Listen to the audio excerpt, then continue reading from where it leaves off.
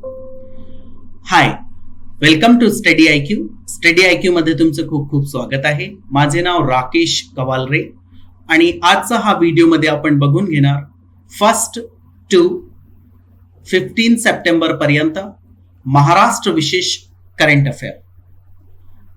इसका सारा कंटेंट मराठी में है और हमेशा की तरह इस बार भी मैंने डेटा एमसीक्यू के माध्यम से आपके सामने रखने की कोशिश की है ताकि पॉइंट्स अलग अलग रहे, नीट एंड क्लीन रहे, किसी प्रकार का आपको कोई कंफ्यूजन क्रिएट ना हो. तो आइए स्टार्ट करते हैं. मग पहिला प्रश्न तुमच्या समोर आहे. महावितरणचा घरगुती वीज ग्राहकांना छतावरील सौर ऊर्जा निर्मिती यंत्रणा बसवण्यासाठी 40% अनुदान देणारी योजना राज्यात राबवली जाणार आहे. या संदर्भात सत्य आहे. तो आपको पता होगा कि हमारे देश में जो एनर्जी प्रोड्यूस की जाती है उसका लगभग 65% यानी 65% जो एनर्जी जनरेट होती है वो परंपरागत एनर्जी रिसोर्सेस से होती है, जैसे कोयले से होती. तो उसमें यह होता है कि कोयला कभी ना कभी खत्म हो ही जाएगा क्योंकि उसके जो डिपॉजिट्स हैं वो क्या है, वो तो लिमिटेड है, अनलिमिटेड तो है नहीं. और जिस दिन वो खत्म हो गया उस दिन हम क्या करें. इसके अलावा एक और उसका ड्रॉबैक होता है सबसे बड़ा कि इससे कार्बन इमिशन बहुत होता है. कोयला जब बर्न होता है, कोल जब बर्न होता है तो कार्बन इमिशन की वजह से ग्लोबल वार्मिंग होती है. बहुत ज्यादा कार्बन उससे निकलता है, आप ये जानते होंगे क्योंकि ये जितने भी पेट्रोलियम हो गया या फिर कोयला हो गया, ये फॉसिल फ्यूल्स होते हैं, उनमें कार्बन का कंटेंट बहुत होता है, वही जलता है एक्चुअली, उसी से एनर्जी बनती है. तो हम ये कोशिश कर रहे हैं कि ये कार्बन इमिशन से बचने के लिए और डिपॉजिट कभी न कभी खत्म हो जाएंगे, उससे बचने के लिए हम गैर परंपरागत यानी अपारंपरिक जो एनर्जी रिसोर्सेस है उसकी तरफ मूव करें. जैसे सोलर एनर्जी होगी या फिर विंड एनर्जी होगी, क्योंकि ये तो कभी फिनिश होने वाली नहीं. हालांकि सूरज की भी अपनी एक एज होती है, बट अभी तो आप मान सकते हो कि करोड़ों वर्षों तक तो अभी ये कुछ होने वाला नहीं. तो हम क्यों ना उसकी तरफ क्या करें, मूव करें. तो उसके लिए सरकार लोगों को एनकरेज करती रहती है, टाइम टाइम पर उसके लिए अलग अलग योजनाएं लाती ताकि लोग ज्यादा से ज्यादा किसकी तरफ आ जाएं, अपारंपरिक जो एनर्जी रिसोर्सेस हैं उसकी तरफ आ जाएं. तो ये भी इसी तरह का एक प्रयास है. इसमें अगर मान लीजिए आप अपने घर की छत के ऊपर फोटो सेंसिटिव प्लेट लगवाते हैं. अब ये फोटो सेंसिटिव प्लेट क्या होती है, जो सोलर एनर्जी के लिए रिक्वायर्ड होती है. वो सूर्य से जो किरणें आती है, जो हीट आती है, उसको किस में कन्वर्ट करती है, इलेक्ट्रिकल एनर्जी में. उसके लिए फोटो सेंसिटिव प्लेट लगती है. वो प्लेट्स अगर आप लगवाते हैं तो उसके लिए सरकार 40% यानी 40% तक का क्या अनुदान देने के लिए तैयार है ताकि आप एनकरेज हो. जैसे 100 रुपए में मान लीजिए प्लेट लगी तो 40 रुपए सरकार ने आपको पे कर दिया, आपके कितने गए, सिर्फ 60 रुपीज. तो ये भी कुछ उसी तरीके की एक कोशिश है सरकार की. तो देखिए इसके पॉइंट्स रीड करते हैं. सौर ऊर्जा निर्मिती यंत्रणेमुळे मासिक घरगुती वीज बिलात मोठी बचत होईलच, शिवाय वापरानंतर वीज शिल्लक राहत असल्यास महावितरण ती वीज विकत घेणार असून आपोआप त्याचे पैसे वीज देयकातून वळते केले जातील. अब इसका मतलब मैं आपको बता देता हूं कितना आसान है और कितनी अच्छी बात है. योजनाएं सब अच्छी होती, मेरा ऐसा मानना है. पहले भी मैं बोल चुका हूं, योजना को इंप्लीमेंट करना उसको अच्छा या बुरा बनाता है. तो इसमें यह होगा, मान लीजिए आपके घर की एनर्जी की जो जरूरत है वो कितनी है, 100 यूनिट है. इतनी आप महीने में यूज करते हैं और आपने जो ऊपर प्लेट लगवाई है उसकी वजह से कितनी एनर्जी बन रही है, 120 यूनिट बन रही है. इतनी एनर्जी बन गई. अब उससे ये हुआ कि 20 यूनिट आपके पास एक्स्ट्रा बची, तो आप ये क्या करेंगे, अपने आप ऐसा सिस्टम बनाया जाएगा कि ये जो 20 यूनिट है वो किसको चली जाएगी, जो महावितरण है उसको चली जाएगी. और जब मान लीजिए बारिश का सीजन है तब तो आपके यहाँ एनर्जी नहीं बन पाएगी. क्यों, क्योंकि सूरज प्रॉपर रहेगा नहीं, तो जो फोटो सेंसिटिव प्लेट है वो ढंग से काम नहीं कर पाएगी.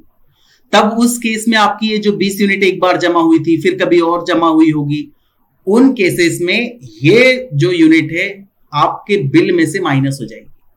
तो कितनी अच्छी बात है, अभी जब सूरज खूब चमक रहा है, एनर्जी अच्छे से बन रही है, तो आपका बिल क्या हो गया, 0 हो ही गया. क्योंकि आपके 100 यूनिट क्या है, रिक्वायरमेंट है, और जनरेट कितनी हो रही, 120 यूनिट. तो आपको ये तो पैसा देना ही नहीं. दूसरा, ये जो 20 यूनिट बची ये भी आप बाद में यूज कर पाएंगे.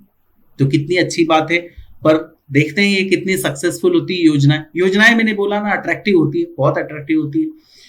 तो यहां पर यही मैंने लिखा है। उसके बाद देखिए, केंद्र शासनाचा अपारंपरिक ऊर्जा मंत्रालयाचा छतावरील सौर ऊर्जा योजना यानी रूफटॉप सोलर टप्पा 2 अंतर्गत महावितरणासाठी 25 मेगावॉटचे उद्दिष्ट मंजूर झाले। यानी इसका एक टप्पा हो चुका है और ये दूसरा टप्पा चलने वाला है, यानी दोनों का ट्रांजैक्शन फेज है। और इसके लिए हमारे महावितरण को टारगेट दिया गया है कि आप 25 मेगावाट तक का एनर्जी क्या करिए, जनरेट करिए अपने महाराष्ट्र राज्य में। और उसके लिए अगर किसी प्रकार की आपको क्या चाहिए, अनुदान लोगों को देना पड़े तो अनुदान भी दीजिए, क्योंकि आपने हरित भारत के बारे में सुना। हमारी सरकार ने ये टारगेट रखा है कि करीब 10 साल के इंटरवल में हमें क्या करना है, जो अपनी एनर्जी का सोर्स है वो हमें पारंपरिक से अपारंपरिक की तरफ क्या करना है, शिफ्ट करना है। उसके लिए ये कोशिश की जा रही। तो 25 मेगावाट का सरकार ने टारगेट रखा है। फिर देखिए, या योजनेमधून घरगुती वर्ग वारीतील ग्राहकांना किमान 1 किलोवॉट क्षमतेची छतावरील सौर ऊर्जा निर्मिती यंत्रणा बसवण्यासाठी केंद्र शासनाकडून आर्थिक मदत मिळणार आहे। त्यानुसार घरगुती ग्राहकांसाठी 1 ते 3 किलोवॉट पर्यंत 40%, तर 3 किलोवॉट ते 10 किलोवॉट पर्यंतची ऊर्जा यंत्रणा बसवण्यासाठी 20% अनुदान देण्यात येणार आहे। अब समझना, अगर आप 1 से 3 किलोवाट तक का क्या करते हैं, प्लेट लगवाते हैं, फोटो सेंसिटिव प्लेट या ऊपर जो प्लेट लगी रहती है सोलर एनर्जी के लिए वो, तो उसके लिए आपको कितना 40% का अनुदान मिलेगा, ये केंद्र सरकार ने कहा है। और 3 किलोवाट से 10 किलोवाट तक का लगवाते हैं तो आपको 20% का अनुदान मिलेगा, और इससे ज्यादा आप लगवाएंगे तो 10% का अनुदान आपको मिलेगा। ये सरकार ने लक्ष्य रखा है। तो इसमें से इसका आंसर होगा वरील सर्व। अब याद करने जैसा क्या है, परीक्षा के लिए इंपॉर्टेंट, पहले तो 40% का अनुदान दे रही है सरकार, ये आपको पहला पॉइंट याद रखना है। दूसरा, ये अनुदान के बाद में अगर एक्स्ट्रा यूनिट बच जाती तो उसको कौन परचेस कर लेगा, हमारा महावितरण परचेस कर लेगा, ये दूसरा पॉइंट आपको याद रखना है। और टप्पा 2 रूफटॉप सोलर टप्पा 2 के अंतर्गत हमारे महावितरण को टारगेट कितना दिया गया है, 25 मेगावाट का टारगेट दिया है। ये पॉइंट नंबर 3 आपको याद रखना है। और चौथा पॉइंट अगर आप ये याद रख पाए तो अच्छी बात है कि 1 से 3 किलोवाट तक 40% और 3 से 10 किलोवाट तक 20% का अनुदान, और उससे ज्यादा अगर आप कैपेसिटी का जो प्लेट से वो लगवाएंगे तो 10% की आपको क्या मिलेगा, अनुदान मिलेगा। तो ये 4 पॉइंट्स आपको पता होना चाहिए। बस दैट्स इट, इतना ही आपको ध्यान रखना है। आगे बढ़ते हैं। मुख्यमंत्र्यांच्या अध्यक्षतेखाली राज्य वातावरणी बदल परिषद स्थापन करण्याचा निर्णय राज्य मंत्रिमंडळाच्या बैठकीत घेण्यात आलं, या संदर्भात सत्य है। याद रखिए, इतने इजी ऑप्शंस आपको एग्जाम में नहीं मिलेंगे, बट मैं फिर से बता दूं, सिंस मैं आपकी एग्जाम नहीं ले रहा हूं, मैं सिंपल आपको करंट अफेयर बता रहा हूं, इस वजह से मैंने इजी ऑप्शंस रखे हैं। अब देखिए, आपको पता होगा ये जो ग्लोबल वार्मिंग है इसके बहुत ज्यादा दुष्परिणाम होने वाले। ग्लोबल वार्मिंग क्या, कार्बन इमिशन बहुत होता है, कार्बन इमिशन होने से फिर क्या, टेम्परेचर बढ़ता है, जो ग्लोब का टेम्परेचर है वो बढ़ता है, और टेम्परेचर बढ़ने से क्या होगा, जो ग्लेशियर है जो पोल्स पे है, नॉर्थ पोल और साउथ पोल के ऊपर जो जमी हुई ग्लेशियर है वो पिघलने लगती है, और जब वो पिघलती है तो क्या होगा, जो समंदर का वाटर लेवल है वो बढ़ेगा, और समंदर का वाटर लेवल बढ़ेगा तो उससे क्या होगा, उससे कई नुकसान होते हैं। एक तो जो पानी है वो ऊपर चढ़ेगा, समुद्र का वाटर लेवल अभी इतना था, अब इतना हो गया तो पानी ऊपर आ गया, और हमारा मुंबई शहर और बहुत सारे हमारे महाराष्ट्र के शहर किसके ऊपर बसे हुए हैं, डेफिनेटली समुद्र के किनारे पर हैं, गांव बसे हुए हैं। तो वहां पर जब पानी पहुंचेगा तो उससे क्या होगा, बहुत बाढ़ आने की संभावना है और लोग अस्त व्यस्त हो जाएंगे। इसके अलावा एक और इसका दुष्परिणाम है कि ऐसी जगह पे तो पानी ज्यादा हो जाएगा और कई जगह पे सूखा पड़ेगा, तो इससे एक वातावरण में बदल आने वाली। इसको ध्यान में रखते हुए यूएन की जो इंटर गवर्नमेंटल पैनल है उसने कुछ सजेशंस दिए कि आप ऐसा ऐसा करिए, नहीं तो ये समस्याएं आएंगी, आज नहीं आई 100 साल बाद आएंगी, तो हमारी जो अगली जनरेशन है उसको ये समस्या फेस करनी पड़ेगी। तो इससे निपटने के लिए, कुछ एक्शन लेने के लिए हमारी जो राज्य सरकार है उसने क्या स्थापन किया है, इंपॉर्टेंट है ये, राज्य वातावरणी बदल परिषद, इसकी स्थापना की। ये आपको ध्यान रखना है। अब इससे संबंधित कुछ पॉइंट्स हैं वो देख लीजिए। वातावरणी बदलामुळे भविष्यात मुंबई आणि कोकण किनारपट्टीचा परिसर पाण्याखाली जाईल व राज्यातील दुष्काळाची तीव्रता वाढेल अशी भीती पर्यावरण विभागाने व्यक्त केली है। सिंपल सी बात है, ये मैं आपको बता ही चुका हूं कि हमारी जो किनार पट्टी है से ये हमारा भारत है। इसमें अगर यहां पर देखें तो ये हमारा महाराष्ट्र है, इस एरिया में ये किनार पट्टी है, तो समंदर इधर आएगा तो हमें काफी डैमेज कर सकता है। फिर देखिए, संयुक्त राष्ट्राचा intergovernmental panel on climate change या संस्थेने वातावरणी बदलाचा अनुषंगाने सादर केलेल्या अहवालानुसार महाराष्ट्रावर होणाऱ्या परिणामांवर पर्यावरण व वातावरणी बदल विभागाने मंत्रिमंडल बैठकीत सादरीकरण केले और एक रिपोर्ट दी गई किसकी तरफ से? संयुक्त राष्ट्र की inter government panel on climate change, ये एक संस्था है, इसने एक रिपोर्ट दी कि आपके ऊपर ये समस्या आ सकती है, तो आप इससे बचने के लिए क्या कर रहे हैं। तो इसको ध्यान में रखते हुए हमने ये परिषद बनाई है, राज्य वातावरणी बदल परिषद, ये स्थापना की है। वातावरणी बदलांमुळे होणाऱ्या गंभीर परिणामांची दाहकता कमी होण्यासाठी संयुक्त राष्ट्रांनी घोषित केलेले 5R reduce, refuse, reuse, recycle और रिकवर अनुसार राज्यात कार्यवाही करण्यात येणार आहे। ये जो परिषद है, कौन सी? राज्य वातावरणी बदल परिषद, ये इसके अनुसार कार्यवाही करेगी 5R के अनुसार। अब ये 5R इंपॉर्टेंट है, कभी भी आपको परीक्षा में देखने को मिल सकते हैं। रिड्यूस, रिफ्यूज, रियूज, रिसाइकल और रिकवर, इनके अनुसार योजना बनाई जाएगी और इनके अनुसार आगे बढ़ा जाएगा। किसके द्वारा? राज्य वातावरणी बदल परिषद ये करने वाली। तो इसका आंसर होगा वरील सर्व। अब ये जो फॉरेस्ट सर्विस है उसके लिए भी इंपॉर्टेंट है और हमारी जो सिविल सर्विसेज है उसके लिए भी ये क्वेश्चन इंपॉर्टेंट है, ये डेटा आपको पता होना चाहिए। पुढचा प्रश्न बघा, सार्वजनिक खासगी गुंतवणुकीच्या माध्यमातून राज्यात नवीन वैद्यकीय महाविद्यालय आणि अतिविशेषोपचार रुग्णालय सुरू करण्याचा निर्णय मंत्रिमंडळ बैठकीत घेण्यात आलं, या संदर्भात सत्य है। आप देखिए, आपने सुना होगा ट्रिपल पी मॉडल, यानी पब्लिक प्राइवेट पार्टनरशिप, ये आपने नाम सुना होगा ट्रिपल पी। उसमें ये होता है कि गवर्नमेंट और जो प्राइवेट ऑर्गेनाइजेशंस हैं वो मिलके ये कोशिश करती है कि एक पार्टनरशिप के तहत पैसा चाहिए, तो पैसे जो प्राइवेट लोग होते हैं उनके पास काफी होता है, गवर्नमेंट के पास भी होता है, उनसे वो मदद ली जाए। और एक्सपर्ट या किसी और तरीके की मदद चाहिए तो सरकार वो मदद कर सकती है। तो दोनों मिलके अगर करेंगे तो ये क्या होगी? Public private partnership. और इसमें लोगों का भी कुछ हिस्सा होता है, इस वजह से इसे पब्लिक प्राइवेट पार्टनरशिप भी कहा जाता है, सरकार का भी हिस्सा होता है। तो इसके लिए हमारा जो मंत्रिमंडल है उसने ये निर्णय लिया है कि हम क्या करें, हमारे राज्य में ज्यादा से ज्यादा और डॉक्टर्स हम क्या करें, शिक्षित करें या बनाएं, ताकि लोगों को ज्यादा से ज्यादा स्वास्थ्य सुविधाएं अच्छी मिल सके। तो उसके लिए हमने इसको मंजूरी दे दी, किसको? ट्रिपल पी मॉडल को, पब्लिक प्राइवेट पार्टनरशिप को, ताकि प्राइवेट जो फर्म्स हैं या प्राइवेट पार्टीज हैं वो भी इसमें इन्वॉल्व हो पाए और उससे फिर डेफिनेटली बहुत ज्यादा इंप्रूवमेंट आने वाला है, ताकि हम जो एमबीबीएस या एमडी जो ग्रेजुएट होने वाले हैं या पोस्ट ग्रेजुएट होने वाले हैं, डॉक्टर से संबंधित जो डिग्रियां होती है उनकी संख्या बढ़ा सकें, ताकि स्वास्थ्य सुविधाएं और बढ़ सके।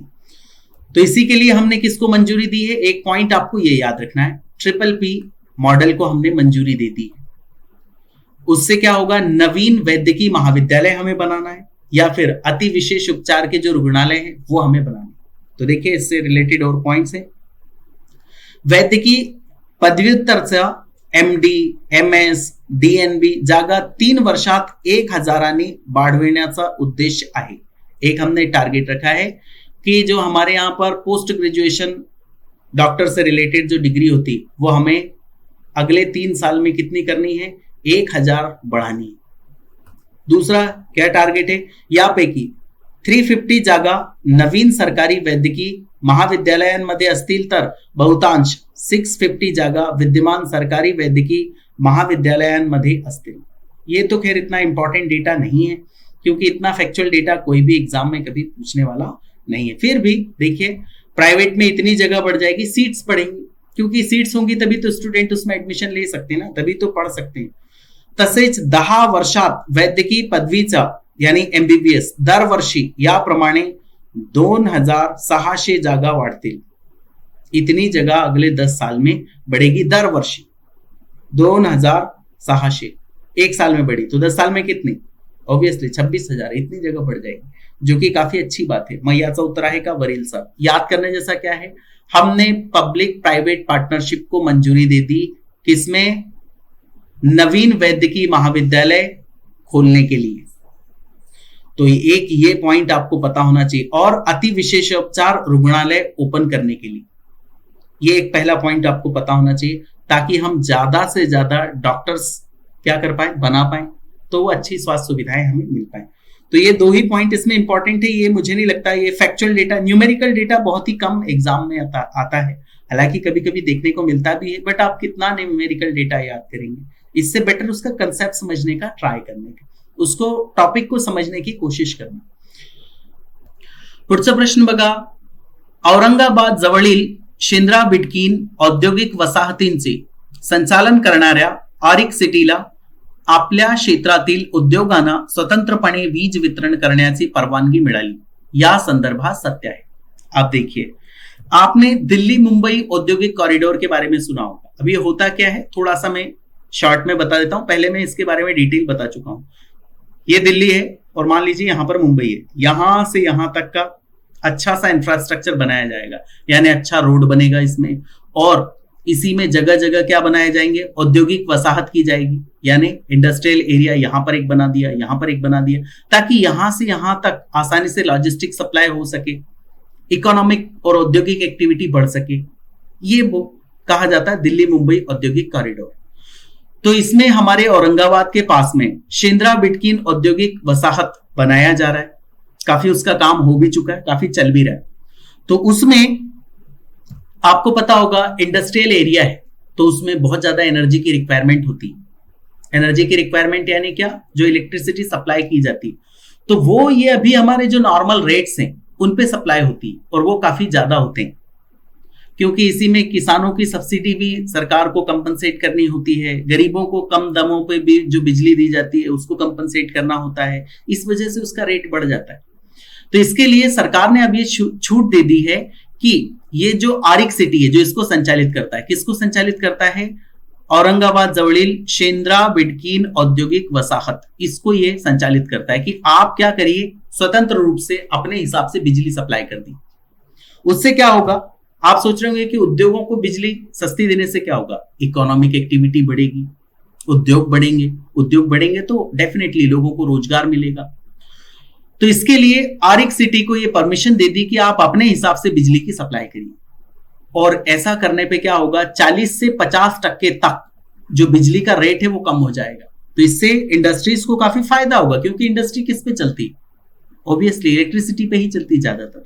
तो देखिए इसके पॉइंट्स देखते हैं. देशातील हा पहिलाच प्रयोग ठरणार आहे. यामुळे आता शेंद्रा बिटकीन मधील उद्योगांना महावितरणचा औद्योगिक वीज दरापेक्षा सरासरी 40 ते 50% स्वस्त बीज मिळण्याचा मार्ग मोकळा झाला आहे. यानी 40 से 50% तक की बिजली सस्ती हो सकती है इस जगह पर इंडस्ट्रीज के लिए. फिर देखिए, दिल्ली मुंबई औद्योगिक कॉरिडोर प्रकल्पाचा अंतर्गत औरंगाबाद जनिक शेंद्रा बिटकीन औद्योगिक वसाहत उभारण्यात आली असून त्यासाठी आरिक सिटी ही विशेष कंपनी स्थापन करण्यात आली आहे. त्यात महाराष्ट्र राज्य औद्योगिक विकास मंडळाचा 51% वाटा है. ये जो आरिक सिटी है ना, ये एक विशेष कंपनी है.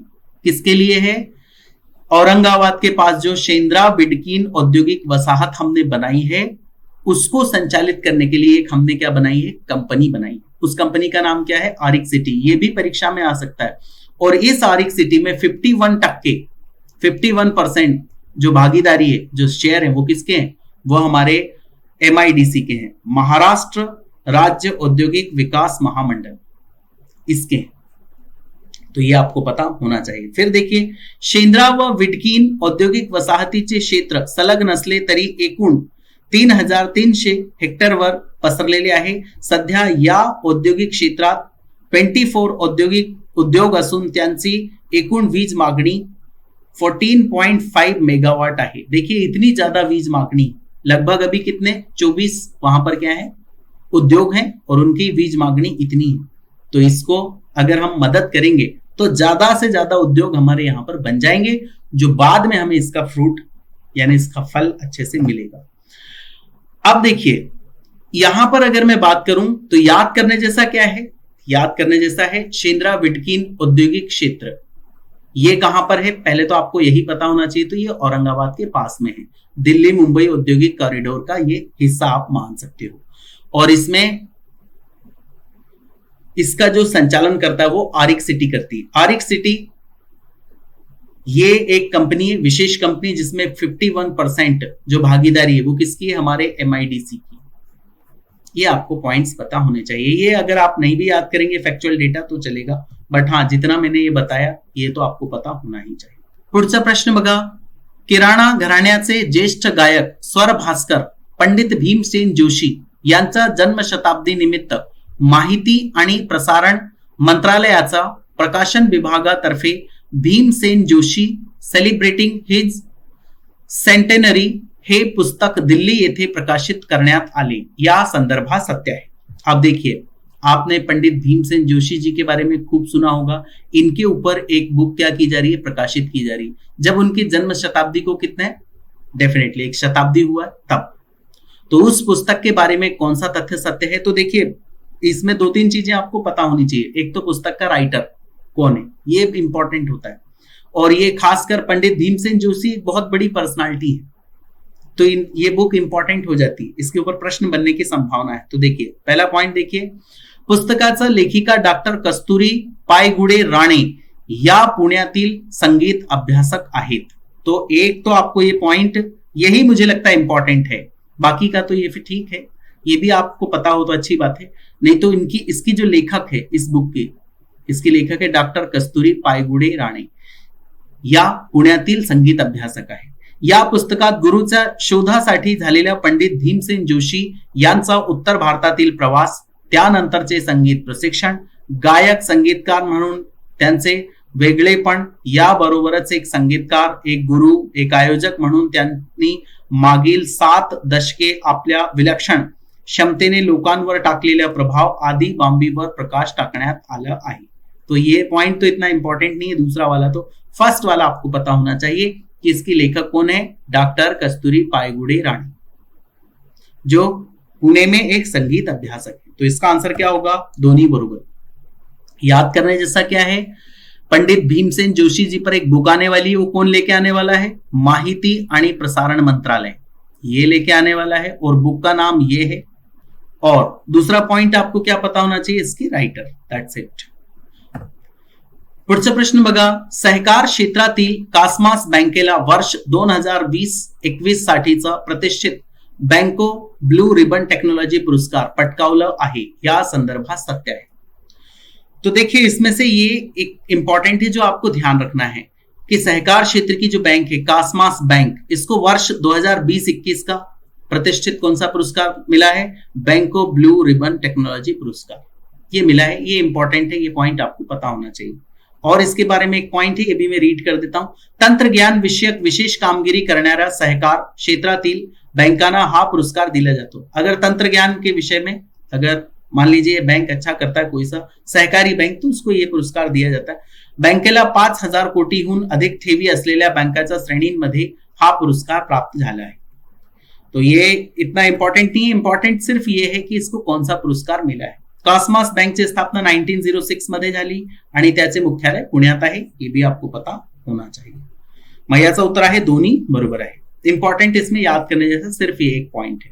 पुढचा प्रश्न बघा, हिंदीच्या सर्वोत्तम अंमलबजावणीसाठी बँक ऑफ महाराष्ट्राला कीर्ती पुरस्कार प्रदान करण्यात आलं, या संदर्भात सत्य है।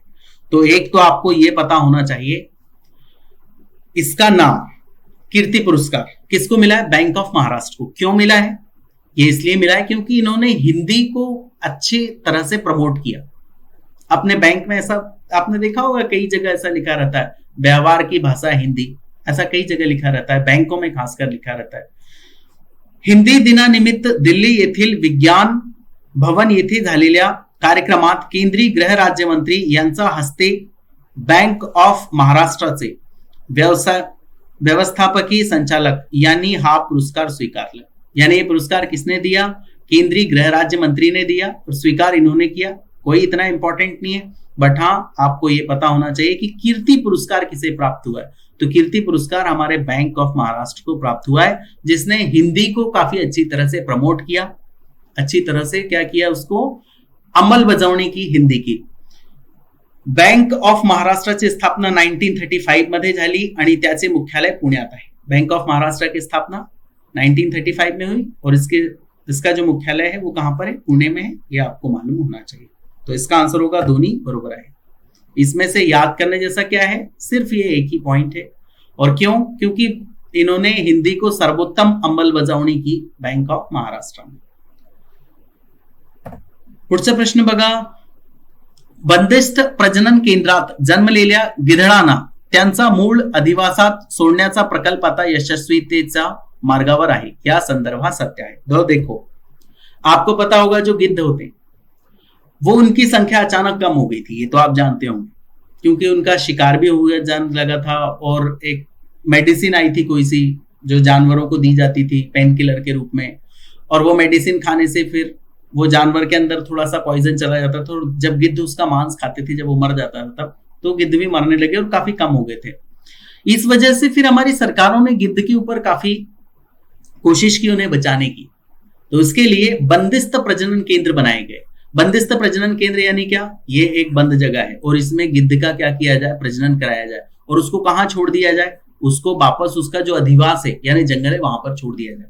तो उसमें कई प्रकार की भीति होती। एक भीति ये थी कि जो जंगल के गिद्ध है वो इनको एक्सेप्ट कर पाएंगे या नहीं कर पाएंगे, क्योंकि ये उनमें भी होता है झगड़ा इस तरीके का। या फिर ये भी पॉसिबल है कि ये जो गिद्ध यहां से बंदिश केंद्र से बाहर जाएंगे तो बाहर ये शिकार कर पाना, ये सब काम कर पाएंगे या नहीं कर पाएंगे।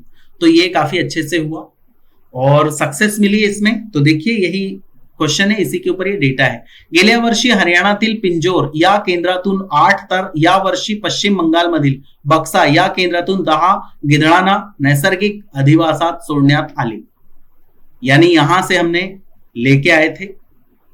और देखिए विशेष म्हणजे या गिधडांना जंगलातील गिधडांनी स्वीकारले आहे। जगातील हा पहिलाच प्रकल्प असून BNHS बॉम्बे नॅचरल हिस्ट्री सोसायटीचा अभ्यासकांनी त्यावर काम केले आहे। ऑब्वियसली ये तो इसके ऊपर तो प्रश्न आता ही रहता है, BNHC Bombay natural history society पर, और मैं कई बार इसके बारे में डिस्कस भी कर चुका हूं, अभी और नहीं बताऊंगा। इसके ऊपर इसने काम किया था। गिधडांची प्रजनन प्रक्रिया अतिशय किचकट आहे। गिधडांची एक जोडी वर्षात केवळ एक अंड देते आणि ते उबवण्यासाठी सुमारे 2 महिने लागतात। त्यानंतर पक्षी बाहेर पडून मोठे होण्यासाठी सुमारे 4 महिन्याचा कालावधी लागतो। घरट्या बाहेर पडून ते अंडी देण्या योग्य होण्यासाठी 5 वर्षाचा कालावधी लागतो। यानी बहुत लंबी प्रोसेस होती है, डिफिकल्ट होती है। और इस दौरान मान लीजिए उनको कोई नुकसान हो गया, वो अंडा खराब हो गया, तो 5 साल में एक बार गिद्ध का जन्म होना था वो भी नहीं हुआ, तो गिद्ध तो खत्म होंगी। तो इससे बचने के लिए फिर हमने बंदिस्त प्रजनन केंद्र बनाए और वहां से फिर जंगलों में गिद्ध छोड़े जाने लगे ताकि उनकी संख्या बढ़ पाए। मैयाचा उत्तर आहे वरील सर्व। इसमें याद करने जैसा क्या है? पिंजौर, हरियाणा के पिंजौर या केंद्रातून 8 और या वर्षी पश्चिम बंगाल के कितने? बक्सी या केंद्रातून 10 गिधडांना नैसर्गिक अधिवासात सोडण्यात आले। यहां से लेके आए थे हमने और उनको नैसर्गिक अधिवास में छोड़ा गया हमारे महाराष्ट्र में। ठीक है, ये आपको ध्यान रखना है। और इसके ऊपर काम किया किसने? BNHS यानी बॉम्बे नेचुरल हिस्ट्री सोसाइटी ने। So this is the end of the video. बहुत बहुत धन्यवाद। जय हिंद, जय महाराष्ट्र।